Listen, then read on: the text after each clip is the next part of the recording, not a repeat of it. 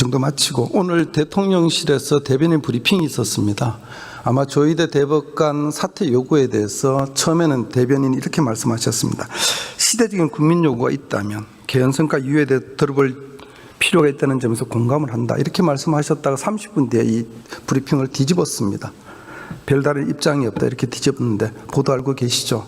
네, 알고 있습니다. 문제는 이 브리핑을 뒤집은 것보다 대변인의 속기록이 삭제됐다가 수정됐다가 다시 원상 회복됐다는 겁니다. 언론에 보도가 났는데 총리 챙겨보셨습니까?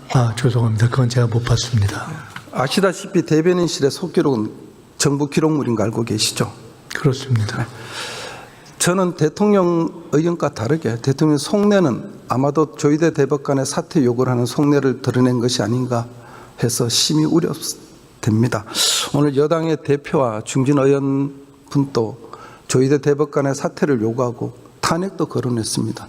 저는 이렇게 외부에서 사법부를 흔드는 것이 사법부의 독립에 직접적인 독립에 침해된다고 생각합니다. 이런 행동이 바람직하다고 생각하십니까? 의견을 부탁드리겠습니다.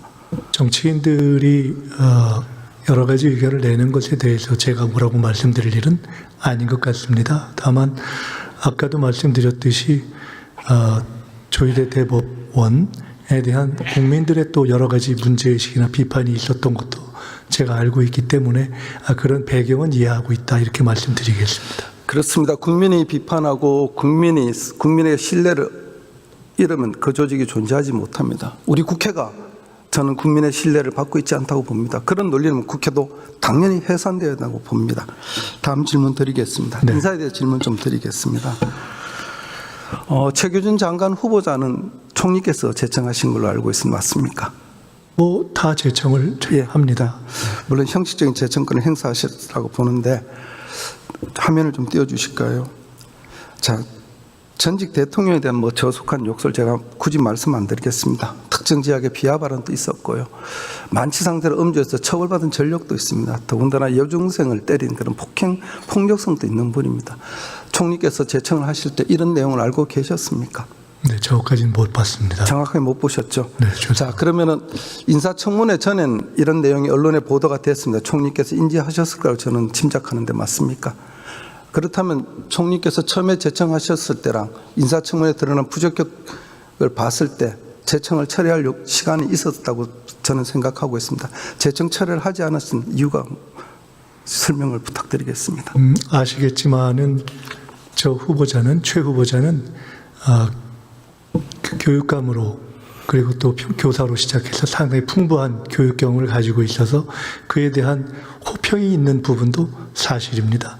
그리고 지적된 여러 가지 문제점이 있었는데 그에 대해서 청문회 과정에서 본인이 다 사과를 하고 한 것들도 사실이고 나머지 어떤 불법적인 문제는 드러나지 않았기 때문에 여러 가지를 종합적으로 봐서 그렇게 판단했습니다.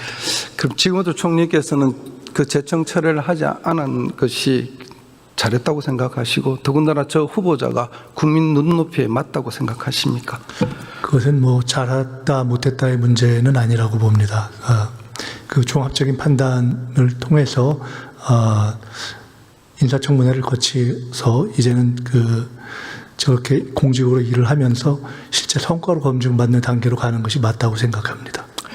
다음 인사 문제 좀 말씀드리겠습니다. 제가 화면에 일일이 금연을 하진 않겠습니다. 문제가 되는 건 정부 주요 요직 자리에 대통령의 연손 동기와 또 대통령 재판에 변호인들이 들어왔었던, 물론 저 중엔 충분히 자격이 있는 분도 있을 것입니다. 지난 정부에서 지금 여당이 야당에서 검사가 사건을 수사했다 전문성이 있다는 이유로 요직에 임명했을 때 검찰 공화국을 만드냐, 검사 카르텔을 만드냐 이렇게 비난이 있었습니다. 이찬진 금융감독원장의 임명 이유를 보니까 관련 사건을 변호사 수임해서 전문성이 있다고 이렇게 되어 있습니다. 어떻게 생각하십니까? 네, 일정한 평가가 작용했다고 봅니다. 저는 특히 대통령 변호인들이 정부 요직에 들어간 것은 아까 동료인의 질의도 있었지만은 혹시 대통령 변호에 변호사 비용 대신 관직을 주지 않느냐 이런 사회 일각도 비판이 있습니다. 그렇기 때문에 언론에서는 검사 때가 밀려나니까 변호사 때가 몰려난다는 이런 비판도 있습니다. 저는 헌법에 총리께서 대통령을 보호하는 역할이 있다고 봅니다. 각별히 유념해 주시기 부탁드리겠습니다. 예, 제가 질의를 드리고 있습니다, 의원님. 자, 검찰 개혁안에 대해서 잠깐 설명을 드리겠습니다. 지금 추진하고 있는 정부 여당 개혁안이 현행 제도와 비춰봤을 때 범죄로부터 국민의 생명과 재산을 보호하는 점에서 어떤 점에서 장점이 있다고 생각하십니까? 말씀을 부탁드리겠습니다. 죄송하지만 그 설명을 다시 좀 해주십시오. 지금 이제 정부 여당안에서 검찰 개혁안을 준비하고 있지 않습니까? 그 준비하는 안이 지금 현행 제도와 비교했을 때 범죄로부터 국민의 생명과 재산을 보호하고 인권을 보장하는데 어떤 장점이 있다고 생각하십니까? 현재 개혁은 큰 틀에서 수사와 기소에 불리는 잘 아시다시피 현재까지 있었던 검찰이 정치검찰화되고 급기야는 내란에까지 이어졌던 그 문제를 시정하려는 큰 역사적 취지가 더 큽니다.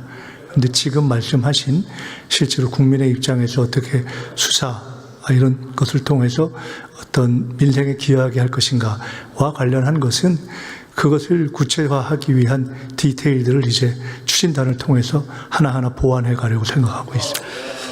제가 자세한 질문은 법무부 장관께 질의드리겠습니다. 마치겠습니다. 장관 법무부 장관 앞으로 나와 주십시오. 네.